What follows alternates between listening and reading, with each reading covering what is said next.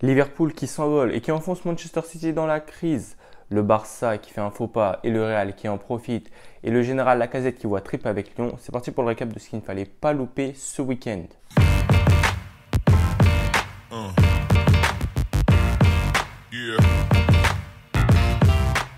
Avant que la vidéo commence, n'hésitez pas à lâcher le petit pouce bleu, à vous abonner, à partager la vidéo. Voilà, ça fait du bien et ça me permet de progresser, ça me motive. Voilà. En Angleterre, le choc du week-end opposait Liverpool à Manchester City. Les 7 derniers vainqueurs de la Première Ligue. Oui, 7 parce que Manchester City en a rapporté 6 sur les 7 dernières. Oui, mais on est là quand même. On était là en 2020. Mais voilà, c'était le gros choc attendu avec deux équipes totalement dans des formes différentes. Liverpool qui venait de battre le Real Madrid en Ligue des Champions 2-0 et sur une forme étincelante. Tout simplement, c'est la meilleure équipe d'Europe en ce moment. Je ne me cache pas, je n'ai pas honte de le dire. Ce sont les faits, voilà. Et donc Manchester City de l'autre côté qui a enchaîné 6 matchs sans avoir gagné. Je ne sais pas ça remonte à quand de ne pas voir City remporter, enfin de voir City simplement perdre autant de matchs d'affilée. Jusqu'à j'en perds mon latin. Donc voilà, c'était un match assez attendu bien sûr à Anfield. Je pensais quand même que City allait pouvoir faire quelque chose, avoir un sursaut d'orgueil. Il n'en est rien. Liverpool était trop fort tout simplement. Et c'est passé à travers des joueurs cadres que sont Virgil van Dijk et Mohamed Salah. Mohamed Salah, mais donnez-lui son contrat, s'il vous plaît. Donnez-lui son contrat. Oh mon Dieu, mais passeur décisif et buteur, passeur décisif sur une passe Messi. Est-ce que je n'ai pas peur de lui dire ça? C'est une passe à la Messi. Je ne suis désolé, je ne sais pas comment il a fait pour l'avoir. Mais c'est juste incroyable comment il l'a trouvé. Et ensuite, Virgil van Dijk, mais notre capitaine, mais à ce niveau-là, mais il est injouable, Virgil van Dijk. On avait peur que que l'absence de Konaté porte préjudice à Liverpool. Il n'en est rien. Joe Gomez a assuré parce qu'à côté de lui, il avait le patron Van Dijk, mais impérial, imposant.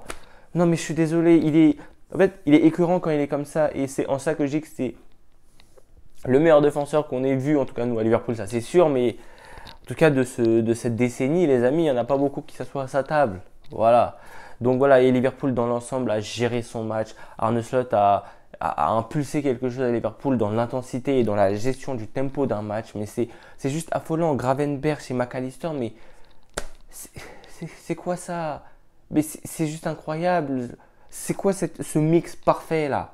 Oh là là, mais Gravenberch, c'est une métamorphose, c'est une révélation. J'ai l'impression de voir Ruud Gullit. J'ai jamais vu Ruud Gullit, hein. Mais voilà, vous m'avez compris. Donc voilà, Liverpool s'impose, prend 11 points d'avance sur City. City qui est 5e de Première Ligue après 13 journées. La saison est longue, mais c'est quand même bizarre à se dire. C'est quand même bizarre. City était impuissant tout simplement. Et ce qui m'a marqué, c'est à la fin Guardiola qui fait ce signe-là en montrant les 6 premières ligues que Manchester City a remportées. Mais je sais pas, il n'avait pas l'habitude de faire ça. Et c'est bizarre. C'est bizarre. Haaland transparent, Foden, n'en parlons même pas. Donc voilà, City va falloir travailler. Ouais, Liverpool s'envole, tout va bien. Et le nouveau dauphin de Liverpool, c'est Arsenal à 9 points, qui retrouve sa forme grâce à l'apparition d'un joueur, enfin au retour d'un joueur, Martin Odegaard. Voilà, Martin Odegaard, il y a un Arsenal avec et sans lui. Et on le voit depuis son retour, Arsenal retrouve le niveau de ces 2 dernières années, en tout cas sensiblement. Arsenal en forme grâce à un étincelant Bukayo Saka. S'il n'y avait pas Salah dans ce championnat, Bukayo Saka pour moi serait vraiment top 3 meilleur joueur de cette première ligue et ça ne me choquerait pas qu'on dise que c'est le meilleur joueur de première ligue. Voilà, il est décisif, il est toujours dangereux et il est régulier. Il est régulier, c'est ce qu'on demande à un top joueur, c'est d'être régulier. Et voilà, ils l'ont montré face à West Ham, victoire 5-2. Voilà, tout va bien à Arsenal depuis le retour d'Odegaard. Donc voilà, on va devoir s'inquiéter. On va devoir regarder derrière nous Arsenal et Chelsea. Oui, Chelsea à égalité de points avec Arsenal qui est 3e. Chelsea qui a battu Aston Villa. Aston Villa décevant cette saison, je trouve. 3-0 au Stamford Bridge. Cole Palmer, encore une fois. C'est ce genre de joueurs où ils ne font pas forcément un très grand match, mais qui s'illustrent. Voilà, pas décisif de Cole Palmer pour Enzo Fernandez et un superbe but. Voilà, Ice Palmer. Voilà, Chelsea va bien, Nicolas Jackson en feu, Nicolas Jackson en feu. Vraiment, Maresca, il a réussi à mettre en place quelque chose. C'est pas facile à faire avec un effectif aussi pléthorique que ça, mais forcé de constater qu'il réussit à mettre son jeu en place et ça fonctionne. J'espère que Wesley Fofana n'est pas blessé, ne sera pas blessé trop longtemps et que Badiashile ou Disasi pourront pallier son absence. Donc voilà, tout va bien à Chelsea. Et voilà, comme je le disais, City est cinquième. Il n'y a que City qui a perdu ce week-end, enfin, dans les gros. Parce que même Manchester United a gagné 4-0 face à Everton. Manchester United remporte sa première victoire en Première Ligue depuis que Amorim est là. Match abouti de la part des hommes de United. Très bon Amad Diallo, vraiment très bon. J'ai pas regardé tout le match, mais dans son activité et dans son pressing, il est à l'initiative des buts de United. Enfin, je pense sur 3 des 4 buts, il est à l'initiative par son pressing, par la passe. Donc voilà, Amad Diallo, très bonne surprise, j'aime beaucoup. Rashford, double booter. Zirkzee aussi, ça va leur faire du bien. Donc voilà, United est 9e au classement. C'est un Man United malade. Man United ne doit jamais être à cette place-là. Mais bon, vu le contexte, c'est pas mal. Les seuls tocards, c'est Tottenham. Je disais que tout le monde avait gagné, mais non, Tottenham. Tottenham qui bat Manchester City la semaine dernière 4-0 à l'Etihad et qui vient faire match nul face à Fulham, si je dis pas de bêtises. Comment comprendre cette équipe? Je ne sais pas. Donc voilà, tout va bien en Première Ligue pour moi. Et voilà, doucement. On attend le Boxing Day avec impatience parce que là, il va falloir gérer. En Espagne, le Barça a chuté face à Las Palmas. Bah oui, je suis dégoûté parce que j'ai eu la chance d'aller au match avec des amis à moi, avec la triplette et d'autres amis. Le Barça a chuté face à Las Palmas. Un match dominé par le Barça dans l'ensemble. Mais Las Palmas a tout simplement joué son jeu. En tout cas, piéger le Barça comme il le fallait sur 2 contre. Ça suffit pour gagner un match. Et voilà, vraiment un match vu du stade et un match derrière la télé, c'est pas du tout la même chose. J'ai été choqué par Pedri. Mais quel joueur! Oh, mais quel joueur! Vraiment! Lewandowski, absent. Inigo Martinez, incroyable. Voilà, Lamine Yamal, même s'il n'a pas été au top, tu sens qu'il a quelque chose. Voilà, chaque prise de balle, tu sens qu'il va se passer un truc. C'est comme Pedri, voilà. Mais non, voilà, pour revenir au match, le Barça perd des points importants. Parce que qui est-ce qui en profite? Bah oui, c'est le rival madrilène. Les deux rivaux même madrilènes. Parce que le Real l'a emporté 2-0 face à Retafe grâce à un énorme Jude Bellingham. Et Kylian Mbappé qui a marqué un beau but. Voilà, j'espère que ça va lui faire du bien. Après leur déconvenue à Anfield, normal, ils sont tombés contre nous. Le Real l'emporte face à Retafe 2-0 et revient en fait dans la course au titre en ayant un match en moins et peut potentiellement devancer le Barça s'ils remportent leur match en retard. Donc voilà, mauvaise opération du Barça. Et comme je disais, il y a l'autre rival madrilène de l'Atlético là qui l'a emporté aussi grâce à un superbe but d'Antoine Griezmann. Franchement, je vous conseille d'aller le voir. Pépite. Donc voilà, le Cholismo n'est jamais mort en fait. Voilà, il n'est jamais mort le Cholismo. Et voilà, il y a une course au titre assez excitante en Liga. Donc à voir ce que ça va donner. Mais voilà, vraiment, faux pas du Barça et c'est dommage. En parlant d'Espagne, n'hésitez pas à aller voir si ce n'est pas déjà fait notre vidéo sur est-ce que la Liga est de retour au top avec Ben Baker et mes acolytes de la triplette. Voilà, c'est une super vidéo sur laquelle on exploite en tout cas tout ce qui se passe en Liga et comment ce championnat peut revenir à son top. Donc voilà, n'hésitez pas à aller la checker. Je sais pas, ça affichera où. Donc voilà. En Allemagne, il y avait Der Klassiker. Désolé pour ma prononciation, c'est honteux. En plus, j'ai fait allemand. Ma prof serait très déçue de moi. Bref, Bayern Dortmund, un peu partout. Bayno Giddens en feu. Pas grand chose à dire de ce match. Harry Kane et Serhou Guirassy qui sortent sur blessure, c'est dommage pour eux. Et le Bayern reste premier quand même. Dortmund 5e. Francfort 2e qui continue de flamber et 4-0 ce week-end. Doublé de Omar Marmouche encore une fois. Et très bon match de Nathaniel Brown, là, le milieu gauche. Là. Donc voilà, Francfort 2e. Et voilà, c'est bien. Le Leverkusen de Xabi Alonso, le champion en titre, est 3e. Donc voilà, une Bundesliga assez intéressante, même si pour moi, cette fois, le Bayern ne laissera pas un titre leur échapper pour une 2e année consécutive. Et voilà. En Serie A, la course au titre continue d'être aussi serrée. Mais d'abord en Serie A, grosse pensée pour le joueur de la Fiorentina, Eduardo Bove, qui a fait un malaise. Bon, d'après les dernières informations, il va mieux. Le match entre la Fiorentina donc, et l'Inter n'a pas pu se prolonger dû à cet incident. Donc voilà, le plus important c'est que le joueur aille mieux.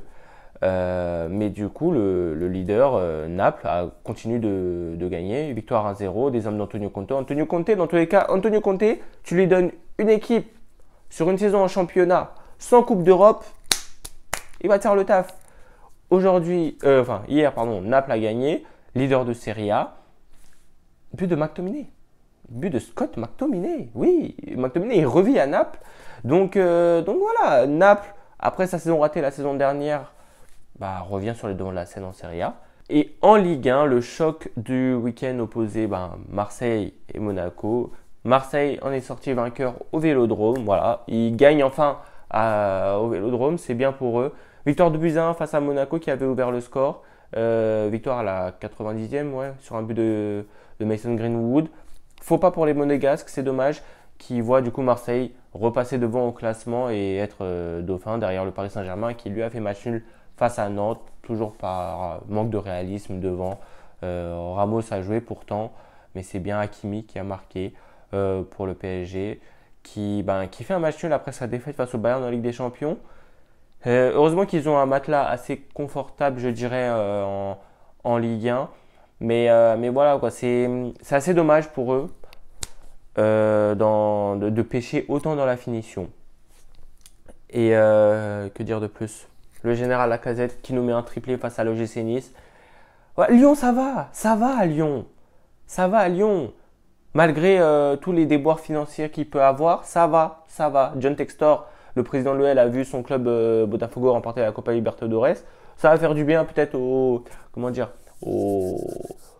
sous de Lyon, tout simplement. Ça va rapporter de l'argent. Et voilà, victoire de Lyon, triplé du général Lacazette, légende incontestée de ce club-là. Lyon est 5e et peut espérer faire une très bonne saison. Pour moi, il peut faire une très bonne saison. En tout cas, aller assez loin en Europa League. Et pourquoi pas titiller Marseille et Monaco sur le podium, même s'ils sont encore relativement assez loin. Mais voilà, moi je suis content pour Lyon. Juste petite parenthèse, ce que Tanguy Ndombele a fait à Verreto, c'est très grave. C'est très grave, on ne fait pas ça. Mais bon, je suis content, j'adore Tanguy Ndombele. Et voilà. Je pense que j'ai fait le tour sur ce qui s'est passé en Europe. Maintenant, place à mon équipe du week-end. Voilà. Pour mon 11 du week-end, je vais faire un 3-4-3. Voilà. Au cage, je vais mettre Silesen, le gardien de Las Palmas, qui a tout simplement évité de concéder le nul, voire la défaite à Las Palmas contre le Barça. Oui, je suis un peu biaisé parce que j'ai vu le match en direct. Donc oui, je vais mettre Jasper Silesen, l'ancien du Barça d'ailleurs, qui a écœuré le Barça. En défense, Virgil van Dijk, obligé. Masterclass face à Erling Haaland. Match taille patron. Et voilà, il a fait une erreur certes en fin de match, mais voilà, il nous a délivré une trop bonne performance pour que je ne le mette pas. À droite, Inigo Martinez, défenseur du Barça, oui, qui a perdu, mais je suis désolé, encore une fois, je suis biaisé. J'ai vu leur match et j'ai vu des choses qu'on ne voit pas forcément à la télé. Voilà, Inigo Martinez, très solide dans l'anticipation, mais franchement, c'est aberrant comment c'est fort. Et même si c'était pas la MSN en face, quand même, mais voilà, c'est impressionnant de voir un joueur aussi bon et aussi intelligent. Et à gauche de ma défense, je vais mettre Cucurella. Je pense que le meilleur latéral gauche de Première Ligue en tout cas en ce moment, il fait pas beaucoup de bruit, il fait du bon travail avec Chelsea et il est sur la lignée de son euro avec l'Espagne qui était tout simplement brillant. Donc voilà, ma défense à 3. À gauche, j'en ai parlé, je vais mettre Nathaniel Brown de Francfort parce que oui, on aurait pu mettre Marmouche de Francfort, on aurait pu retirer cet élément. Mais moi, j'ai envie de mettre en crédit le milieu gauche de Francfort, auteur de 2 passes décisives dans la victoire de son équipe 4-0. Et voilà, ça met en lumière des joueurs qu'on ne connaît pas forcément. Pour l'accompagner au milieu, Jude Bellingham, homme du match pour moi face à Retafe. Buteur sur penalty, passeur décisif pour Kylian Mbappé. Voilà, Jude Bellingham qui a eu un peu de mal à démarrer cette saison, mais normal vu le chamboulement qu'a connu l'équipe. En tout cas dans son organisation tactique, mais Jude Bellingham, super match hier, et voilà. Et pour l'accompagner, Scott McTominay. J'aurais jamais cru mettre Scott McTominay dans une équipe, dans un 11 type un jour. À force de constater qu'il est en forme avec Naples et que voilà, il permet à Naples de continuer d'être leader. Et grâce à Antonio Conte, il fait du super boulot, tout simplement. Et à droite, Amad Diallo, j'en ai parlé également. Super activité du jeune Ivoirien qui est en osmose avec ce que demande Ruben Amorim. Et pour moi, c'est logique de le mettre dans mon 11 du week-end. Je pense qu'il va être un élément clé de la convalescence en tout cas, ou du retour de Manchester United. Et devant, mon trio de tête sera composé de Bukayo Saka à droite, double passeur et buteur. Meilleur passeur de Première Ligue, il a 13 passes décisives déjà, si je dis pas de bêtises. C'est fort. Voilà. Si un joueur a retiré d'Arsenal depuis le début de saison, c'est bien lui. À gauche, Amoura de Wolfsburg, qui a tabassé Leipzig 5-1, voilà, dans le plus grand des calmes. L'ailier algérien qui venait de l'Union Saint-Gilloise, a fini à Wolfsburg. Voilà. Beaucoup de gens ne le savent pas, peut-être beaucoup de gens même ne le connaissent pas, mais c'est un joueur très fin, très bon, je trouve. Petit gabarit, et voilà. Donc voilà, doublé face à Leipzig. Voilà, un autre joueur de Bundesliga à mettre en lumière. Et devant, comme je l'ai dit, quelqu'un qui met un triplé pendant le week-end et forcément dans mon équipe du week-end. Le général Lacazette, encore et toujours lui, buteur face à Nice, qui permet à Lyon d'être 5e de Ligue 1. Donc voilà, n'hésitez pas à me dire ce que vous en pensez de mon équipe du week-end. S'il y a des joueurs que vous auriez mis ou non à ma place, n'hésitez pas à le mettre en commentaire. C'est la fin du récap duo. J'espère que ça vous a plu. N'hésitez pas à lâcher le petit pouce bleu, à vous abonner, à commenter et à partager. Et voilà, on est ensemble les amis, on se retrouve bientôt pour une nouvelle vidéo.